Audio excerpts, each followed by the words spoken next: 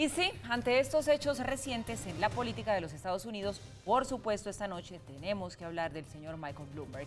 Para eso saludamos a nuestro invitado Rafael Piñeros, experto en temas internacionales, profesor de la Universidad Externado de Colombia, quien nos acompaña hasta ahora aquí en el set. Rafael, muy buenas noches. Muy buenas noches, Paula. Gracias por la invitación. Bueno, le voy a hacer este resumen. Millonario, desafiante, dice lo que piensa, con experiencia política. ¿Es Michael Bloomberg el candidato ideal para enfrentarse a Donald Trump? La pregunta es muy válida porque ¿cómo le ganamos a Donald Trump? Si escogemos un candidato radical como Bernie Sanders, la cosa puede ser bastante difícil. El candidato del partido y del centro de los demócratas que tiene más adeptos es Joe Biden, pero no gana las elecciones, no le ha ido muy bien. Tiene que recuperar el terreno perdido hasta ahora en Iowa y New Hampshire.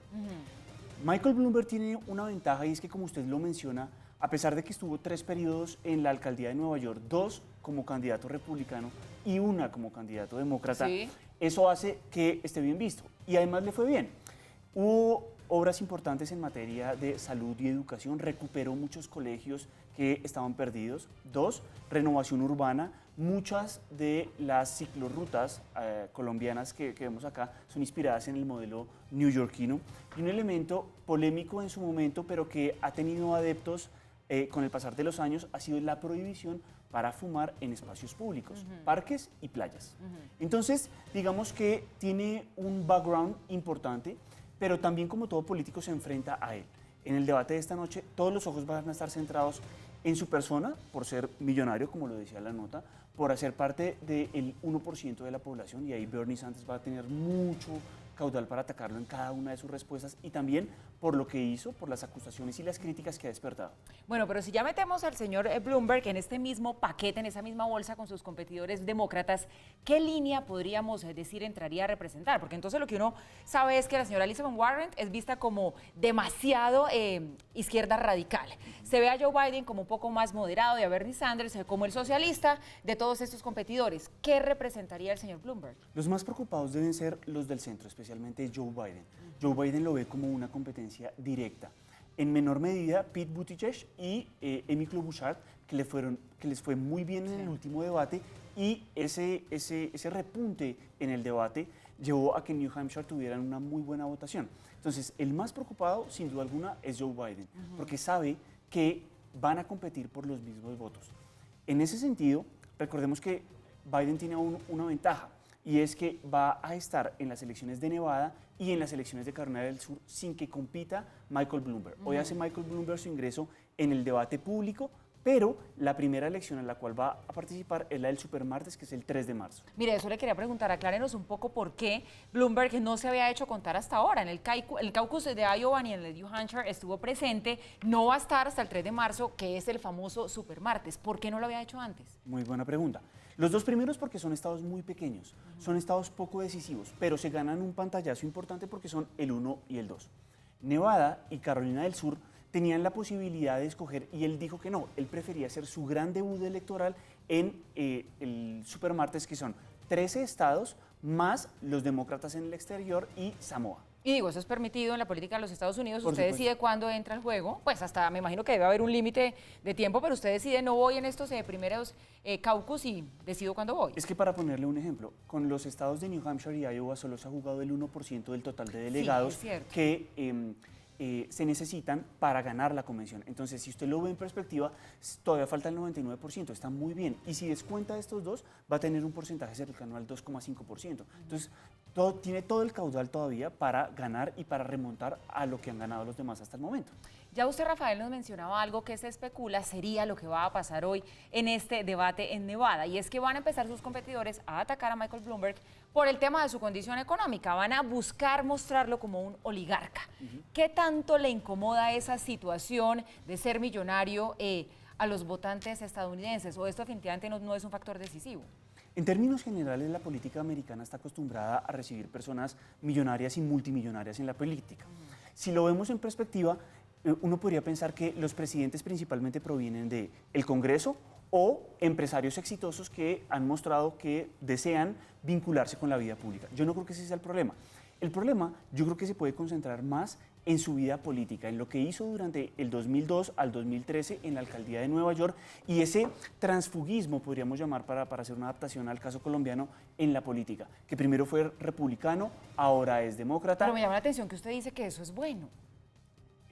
Bueno, en el sentido... Pues uno diría, eso debería verlo el electorado como quien dice, bueno, este hombre va y viene del partido, no se decide. Y usted nos decía, eso es positivo. Hay un libro muy crítico que se llama Las múltiples caras de Michael Bloomberg, de una periodista que en el 2013 afirmaba ella, no voto por él, pero trataba de demostrar en su libro cómo, sin duda alguna, se ha ganado el favor de la clase media. Y eso es una ventaja. Y yo creo que a ese es el público que pretende atacar Michael Bloomberg y que sin duda alguna le puede dar un buen resultado en las elecciones. Bueno, por un lado, la clase media, importante. Por otro lado, la población de Nevada, que es el epicentro del debate de hoy, tiene una composición interesante. Hablamos de un 29% aproximadamente que son hispanos, un 10% afroamericanos y un 10% de la población allí es asiática.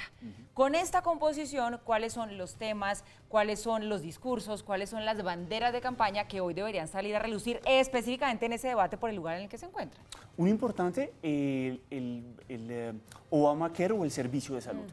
Ahí candidatos radicales como Bernie Sanders o Elizabeth Warren pueden tener dificultades, porque ellos han afirmado en el pasado que aspiran a implementar un sistema que sea 100% público.